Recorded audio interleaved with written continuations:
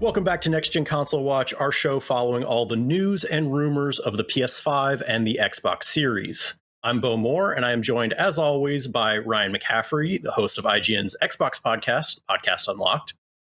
As always, you join us when Damon is not here. I love it. I love that that's baked into the script, my friend. Welcome. And also joining me, of course, is Jonathan Dornbush, host of IGN's PlayStation podcast, Podcast Beyond. Damon, it's good to see you. Good to be here. I also just read off a script I have for right now. Good to see you, Bo. Hey, thank you guys for letting me fill in this week. And we are coming up on the 300-day mark since the new consoles released. And with that in mind, we thought we would do a little bit of a report card, check in and see how things are doing. So right off the bat, let's talk about hardware. The hardware availability is still a big issue with these consoles. Ryan, what are you seeing on the Xbox side? I mean, it's the same thing everywhere, unfortunately, and in many, many industries, whether it's the automotive industry or the robot vacuum industry or the video game console industry. It's just tough to get this stuff. It just continues to be hard to come by. Every console that hits a shelf is gobbled up instantaneously, as you see if you follow at IGN Deals on Twitter. And they're just not able to fulfill the demand. But yet, like Jonathan, I know, we've heard from Sony specifically that they're still managing to outpace the PS4 at this point after 300 days.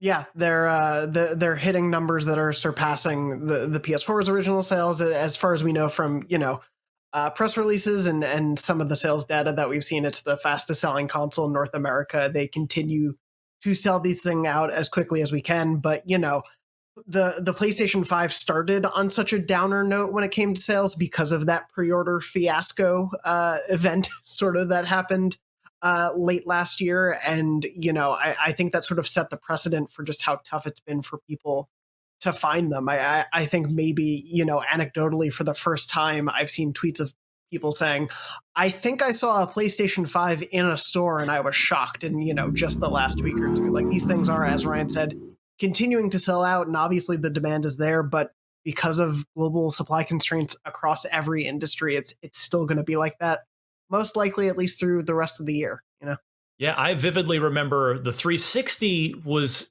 impossible to find in a store for till about February after it launched in November. Most famously, the Wii people were lining up every Sunday, every time there was a new drop for the Sunday circular at Best Buy or Circuit City for a number of months. But yeah, guys, I don't remember it ever lasting this long, the inability of supply rather, to fill demand. That said, speaking of the 360, once you get these consoles in your hands, though, they do seem to be more reliable. You haven't seen any red rings of death, have you, Ryan? No, not at all. And that's the good news is both consoles, certainly from what we've seen and reported on IGN, there have not been any even remotely widespread issues. The reliability of the hardware for both companies seems to be fantastic. I mean, the Series X in particular is easily the best machine physically as far as like build quality, overall reliability that Microsoft has ever made, because there's not been a hint of problems with it. It runs quiet as can be, even after hundreds, if not thousands of hours of use here 10 months in, 300 days in. And they're just rock solid machines, which is we've at least as tough as the last couple of years have been with things. At least we haven't had to have broken consoles or flaky consoles on our list of things to worry about. Moving on from hardware, a lot of talk was made at the launch of these consoles for all the special features that they brought to the table. Jonathan, are people still embracing DualSense, or developers really still embracing DualSense? Is that something that people really care about still? Yes and no. I think it's been one of those things, especially while we're still in a cross-generation sort of scenario where almost everything is being released cross-gen. You're not seeing as wide adaptation of it or too many inventive uses. I mean, I still think it's safe to say Astro's Playroom is probably the best showcase for the DualSense, up 300 days past launch. I still think it's definitely the best one there, but we're getting hints here and there of what people are able to do and ways people are able to use the haptics and different aspects of the triggers and whatnot. for things to be improved. I mean, even something like the Ghost of Tsushima Iki's Island expansion, when you're playing the PS5 Director's Cut version, the DualSense really well replicates sort of the patter of your horse running along the shore or through a field or whatnot. And it imitates that. It imitates the pull of the bow a little bit more finely than I've seen some other games do. So I think obviously, it's going to be on first parties to sort of lead the charge there. And I'm definitely excited to see what we get out of Horizon and God of War and things like that. But I think it's still kind of too soon to say whether it's going to be a passing fad or a demonstrably huge part of this generation. I think we're going to continue to get some interesting uses, but it's definitely been a little spotty here and there for sure. Ryan, what about quick resume? Is that something that has really been the game changer that Xbox said it would be? I mean, maybe game changer could be maybe a little strong, but I do think I don't ever want to have a console without it. So maybe it is a game changer. Yeah, it's been pretty ubiquitous. I use it every single day, like literally every time I turn the console on, just pop right back. Like today or now, I'm in the middle of playing Psychonauts 2, which is fantastic. Everybody should check it out on Game Pass. And it just works. You just turn on the game if you've been watching Netflix or HBO Max or something, and then you pop back over to Psychonauts 2. You get the little quick resume icon in the upper corner, and you're right back where you left off. So, yeah, that feature has definitely delivered, and kudos to the Microsoft team for that one. Are there any features that you guys have felt like were really talked up in the beginning but have fallen by the wayside? Jonathan, what about the PS5's activity cards? Is anybody really using those anymore? Not in a great way, at least from what I've played. Obviously I've not seen every game's usage of it, but I would say I haven't used the cards other than to maybe quickly see a trophy that I'm looking for. Other than that, I haven't really used the guides features, which granted are gated behind PlayStation Plus and player dependent. And we have seen developers like Remedy did a really thorough job with the cards and other features for control. The Bugsnax team at launch used the cards really well for sort of that guides aspect. But in terms of actually using them consistently as a core part of my PlayStation 5 experience, I haven't, and anecdotally on staff, no one really seems to be using them. I'd be really curious to hear sort of user data on the PlayStation side. And I do know that with the sort of firmware beta that they're in the midst of for the PS5, there are some light changes coming to, how trophies are presented and the way you can track trophies and things like that. So that might make the card system more integral. But yeah, right now, they don't feel like a major part of what I do on PS5. Now, let's talk about the big question that everybody wants to know about, the games. We are, like I said, 300 days in. How do you guys feel like each company is doing with their next-gen exclusives? Not great. Not great so far. I'll start on the Xbox side. And as far as next-gen exclusives, things you cannot play on the Xbox One, so far we have the Medium, perfectly fine game that has actually since come to PlayStation 5. It was a timed exclusive.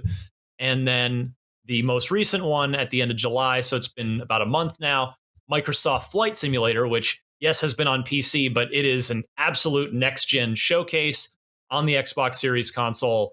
It's just a tremendous thing, and they're going to keep building and building on that game with the Reno Air Races multiplayer thing coming up, and then they've got the Top Gun Maverick DLC, which I don't know if that's going to get pushed out now that the film has actually just been delayed as well. But that's been great to see. But yeah, I mean, the other exclusives, the good news is Microsoft has started to deliver on Xbox exclusives with 12 minutes, with The Ascent, with Forza Horizon 5 coming up in November. And now we know finally Halo Infinite in December. Those are all cross-gen games. You don't need an Xbox Series console to play them. And it's looking like it's going to be into 2022 before those next-gen exclusives really start popping up in the form of Redfall from Arcane, which is due in the summer. And then on 11/11/22, already on the calendar, is Starfield from Todd Howard and the Bethesda team. So yeah, it's been a little bit of a slow start as far as next-gen exclusives go on Xbox. And Jonathan, how's the PlayStation lineup looking? I mean, for a first year, I'm pretty happy with it. Yes, we unfortunately didn't get God of War and Horizon and Gran Turismo in this first year, as was kind of promised in that PlayStation showcase last year. But I think, at least in my heart of hearts, I didn't really believe we would get all of that in year one. But, looking back at PS4's release year, its first year after launch, we really only got Infamous Second Son as a core, really big marquee exclusive after launch with stuff like Knack and Killzone Shadowfall and whatnot. But, at the launch of the PS5, we had 4 or 5 PlayStation exclusives, some of which, yes, were cross-gen, but we had stuff like Demon Souls and Astro's Playroom, and of course, stuff like Miles Morales and Bugsnax and all that ran better on PS5 than PS4. And then since then, we got Returnal and also Ratchet and Clank Rift Apart, which for my money are 2 of the best games from this year so far. And we're continuing to get a few indies here and there, like Jet the Far Shore, and Solar Ash and things like that. So overall, it's I think a pretty strong first year, with the next year looking even better if God of War, Horizon, and Gran Turismo, and who knows what else all come next year. That is a pretty solid, second year of release for it. Sounds like things are looking pretty good for the future of both consoles. Well, before we get out of here, we've got our poll results from last week. We asked you, what was your favorite announcement from Gamescom? And more than 50% of you are just excited about hearing some release dates. 32% were really excited about the Halo release date, while 25% wanted to know about Horizon Forbidden West. 17% were really excited about Marvel's Midnight Suns, the announcement of that game, which I think looks excellent. And just 13% just something else. You weren't really interested in what we thought was the top of the pile. And for next week, or for this week's poll, rather, since it's the school year starting up, we want you to give a report card for the new console generation. Are they top of the class, or are the new consoles risking failing out? Let us know, and we will give you the results next week. And that will do it for this edition of Next Gen Console Watch. Thank you, as always, Ryan and Jonathan, as always. And we will be back next Friday at 6 a.m. Pacific, 9 a.m. Eastern for more news and talk about the Xbox Series and PS5. We'll see you then.